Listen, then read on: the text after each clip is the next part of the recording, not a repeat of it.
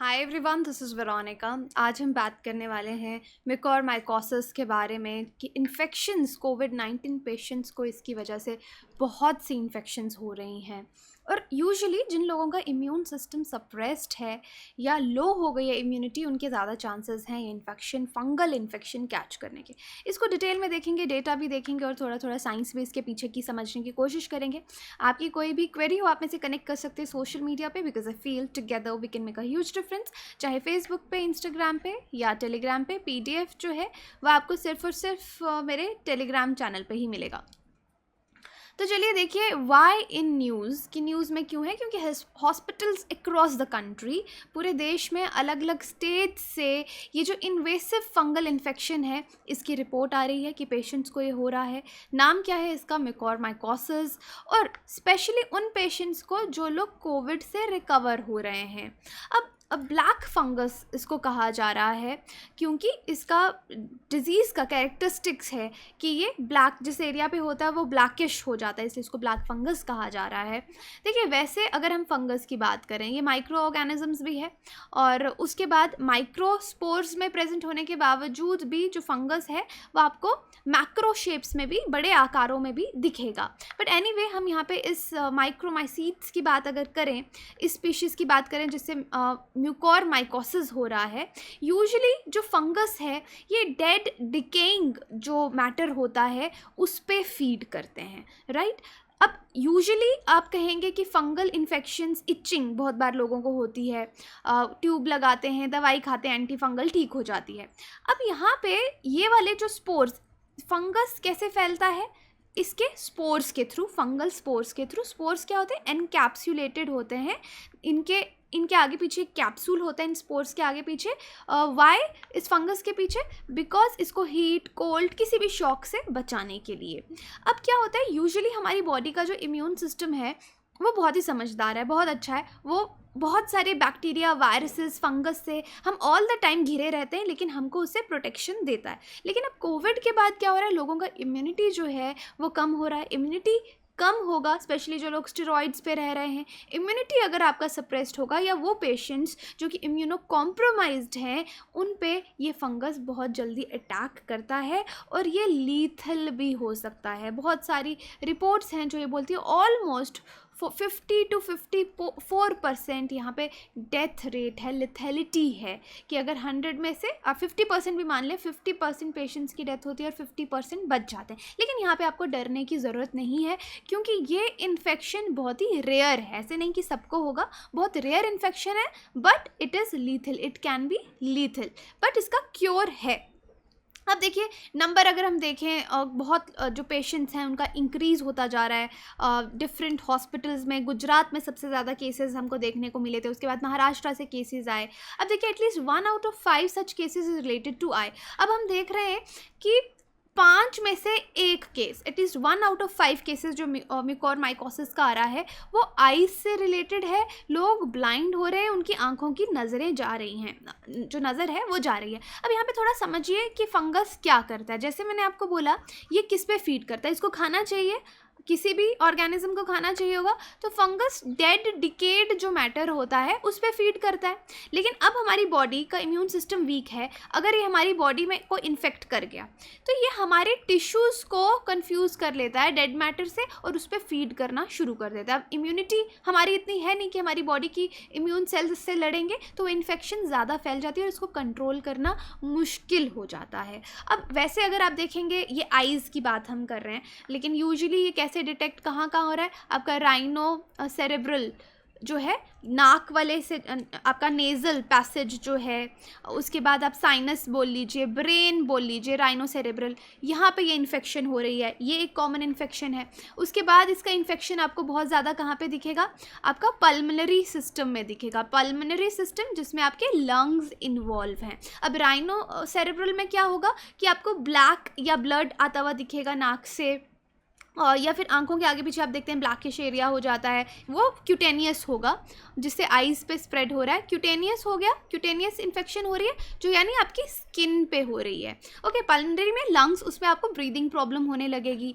Nose से ये फिर ब्रेन तक एंटर कर सकता है, और ब्रेन में अगर ये एक बार चला गया इन्फेक्शन तो वो बहुत ज़्यादा लीथल हो सकता है। तो यहाँ पे मैं आपको बता रही हूँ किस तरह से ये फंगल इन्फेक्शन कहाँ कहाँ होती है। मेजरली राइनोसेरेब्रल है, पल्मोनरी है, लंग्स, और क्यूटेनियस यानी स्किन पे होती है। ब्लड में भी ये इन्फेक्शन हो सकती है। अब फिर से म्यूकोरमाइकोसिस को थोड़ा सा देखते हैं। एग्रेसिव इन्वेसिव फंगल इन्फेक्शन है।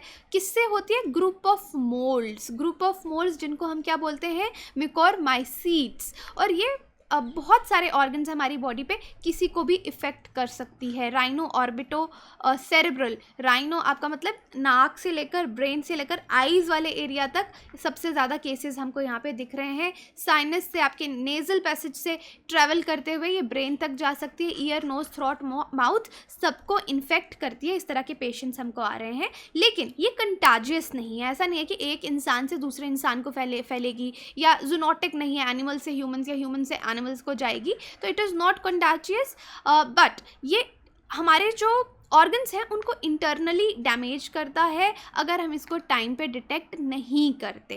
अब देखिए, म्यूकोरमाइकोसिस जो है ये कोई नई बीमारी नहीं है। It is very old disease, लेकिन इसका कंसर्न अभी ज़्यादा आ रहा है ब्रेन और ब्लाइंडनेस, स्ट्रोक और डेथ को लेकर, यूजुअली कोविड के बाद ही, क्योंकि लोगों का इम्यूनिटी यहाँ पे कम हो चुका है, इसलिए केसेस हमको दिख रहे हैं। अब प्रेवलेंस देखेंगे कि कितना ये डिजीज़ रहता है। अब CDC जो है, centres for disease control and prevention US, जो इसको सीरियस बोलते हैं कि it is a very serious disease but rare. सबको डरने की ज़रूरत नहीं है। पॉपुलेशन बेस्ड एस्टिमेट्स हैं इसके। और देखिए, हमारे इंडिया में इतने भी लोग इससे इन्फेक्ट नहीं हुए हैं कि हम एक प्रॉपर डेटा इसके नेचर के बारे में बता सकें, लेकिन कॉम्प्यूटेशनल मॉडल जो है वो ये बताता है 0.14 केसेस पर 1000 इंडिविजुअल्स इन इंडिया। ये इसका प्रेवलेंस है इंडिया में, 0.14 केसेस पर 1000। तो इसको रेयर भी बनाता है, और बाकी इट्स लीथल, वो तो मैं आपको बता चुकी हूँ। काफ़ी स्टेट्स में ये आई है। महाराष्ट्र हेल्थ मिनिस्टर ने इन्फॉर्म किया 2000 से ज़्यादा केसेस आ रहे हैं इसके। उसके बाद आप देख सकते हैं बहुत सारे एक्सपर्ट्स ने कहा कि प्रेवलेंस पे इतनी स्टडीज़ नहीं हुई हैं। कोविड पेशेंट्स की बात करें तो 1 in 10,000 पर्सन्स जो इससे रिकवर हुए हैं वो खतरे में हो सकते हैं। डिजीज़ किस वजह से हो रही है? अब कौन लोग ज़्यादा ससेप्टेबल हैं? तो वो मैं आपको पहले बता चुकी हूँ, कोविड वाले लोग, क्योंकि जो कोविड से रिकवर हुए हैं, क्योंकि उनका इम्यून सिस्टम सही नहीं है।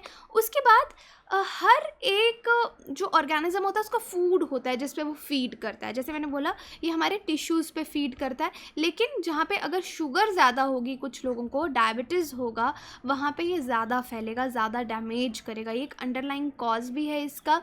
और जो लोग ऑर्गन ट्रांसप्लांट करवाते हैं, क्योंकि ऑर्गन ट्रांसप्लांट कराने के बाद उनको इम्यूनो सप्रेसेंट्स पे रखा जाता है, उन लोगों को भी ज़्यादा खतरा है। डायबिटीज़ जो है was reported in 54% to 76% of cases. अगर रिपोर्ट का देखें, डायबिटीज़ वाले लोगों को, जो लोग डायबिटीज़ से सफ़र करते हैं, उनमें ज़्यादा प्रेवलेंस इसका है। अब कोविड वाले पेशेंट्स को ये क्यों हो रहा है? क्योंकि कोविड की ट्रीटमेंट में हम बहुत ज़्यादा स्टेरॉइड्स यूज़ कर रहे हैं। वो एक रीज़न है जिससे जो शुगर लेवल है डायबिटिक पेशेंट्स का वो इंक्रीज़ हो रहा है। स्टेरॉइड से आपका शुगर लेवल एकदम इंक्रीज़ हो जाएगा। जिसको ऑलरेडी शुगर होगी उसका भी बहुत ज़्यादा इंक्रीज़ हो जाएगा।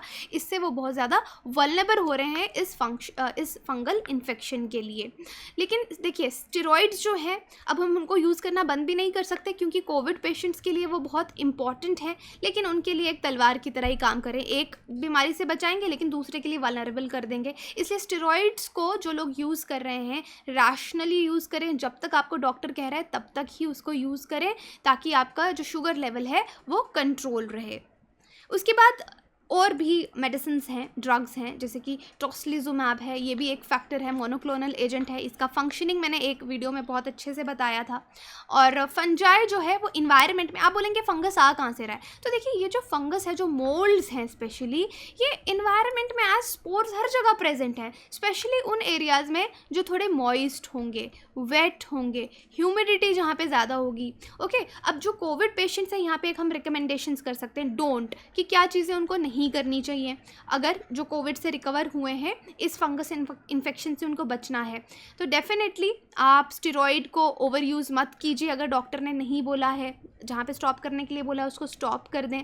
हाइजीन का अपना बहुत ज़्यादा ध्यान रखने की ज़रूरत है।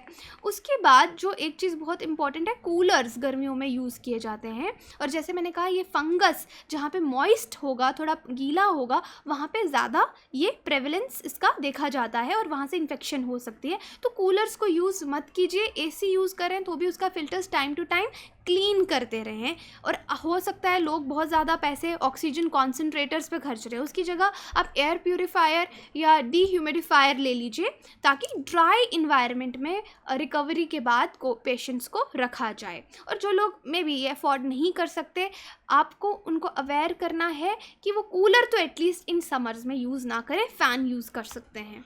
ओके, और जो लोग घर में ऑक्सीजन कॉन्सेंट्रेटर यूज़ कर रहे हैं उनको भी ज़्यादा खतरा है। और कोविड पेशेंट्स को हॉस्पिटल्स में भी ज़्यादा खतरा है, क्योंकि ऑक्सीजन पाइप्स जो हैं उनके नासल फेरेंजियल एरिया में वहाँ से इंसर्ट करते हैं। तो अगर वहाँ पे इन्फेक्शन ज़रा भी हो गई और उसको स्टेराइल चीज़ों को यूज़ नहीं किया, प्रॉपर सैनिटाइज करके यूज़ नहीं किया, तो इन्फेक्शन के चांसेस इंक्रीज़ हो जाते हैं।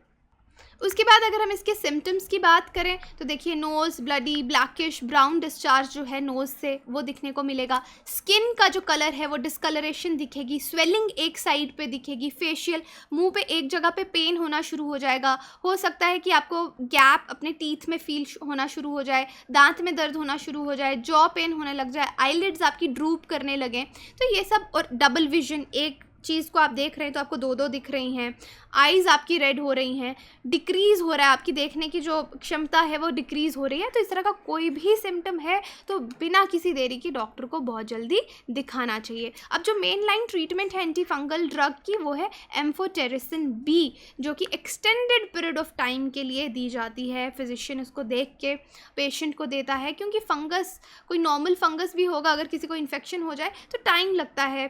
बैक्टीरियल इन्फेक्शन एंटीबायोटिक से बहुत जल्दी ट्रीट हो जाती हैं, लेकिन फंगल इन्फेक्शन को जाते जाते वक्त लगता है, और कुछ केसेस में सर्जरी भी करनी पड़ती है फंगल ग्रोथ को रिमूव करने के लिए। तो वल्नरेबल ग्रुप्स में आपको ऑलरेडी बता चुकी हैं, जो लोग ऑलरेडी बीमार हैं, उनकी इम्यूनिटी वीक है, डायबिटीज़ है, कैंसर है, ऑर्गन ट्रांसप्लांट हुआ है, वो लोग बहुत ज़्यादा वल्नरेबल हैं। और म्यूकोरमाइकोसिस को हम प्रिवेंट कैसे कर सकते हैं, एनीवे ये मैंने आपको बातों बातों में अभी तक बता ही दिया है, और ये PDF में आप इसको चेक कर सकते हैं। Blood sugar levels diabetic patient अपने टाइम टू टाइम चेक करते रहें। कोई भी सिम्टम इसका आता है तो डॉक्टर को बहुत जल्दी दिखाएं, और मास्क पहनना इवन आफ्टर वैक्सीनेशन बिल्कुल ना छोड़ें। जो कंस्ट्रक्शन साइट्स हैं वहाँ पे मत जाइए जहाँ पे डस्टी इन्वायरमेंट आपको दिखता है। बाहर जा रहे हैं तो शूज़ प्रॉपर पहनिए, लॉन्ग स्लीव्स पहन के जाइए, ताकि कोई भी स्पोर इस तरीके से आप इनहेल ना करें, आपके कपड़ों पे लग के, बॉडी पे लग के ये इन्फेक्शन बाकी ऑर्गन्स में ना फैले। यानी हाइजीन का जो है आप ध्यान रख सकते हैं। स्क्रबर यूज़ कर सकते हैं, स्क्रब बाथ जो है वो यूज़ कर सकते हैं। तो यही था आज का डिस्कशन, जहाँ पे हमने देखा कि म्यूकोरमाइकोसिस के केसेस इंक्रीज़ हो रहे हैं कोविड पेशेंट्स में। बट ऑल दो डरने की ज़रूरत नहीं है, रेयर डिजीज़ है ये, इसका प्रेवलेंस इतना नहीं है। लेकिन हमने यहाँ पे सिम्टम्स, डूज़ एंड डोंट्स इसके डिस्कस किए हैं। आई होप ये आपको हेल्प करेगा, और अवेयरनेस आप लोग भी आगे पीछे जो कोविड पेशेंट्स रिकवर होकर आते हैं उनको बता सकते हैं। तो यही था डिस्कशन। अगर आपकी कोई भी क्वेरी हो, आप हमारी वेबसाइट विजिट कर सकते हैं, एप्लीकेशन डाउनलोड कर सकते हैं। कोर्सेज़ की जानकारी के लिए थैंक यू सो मच।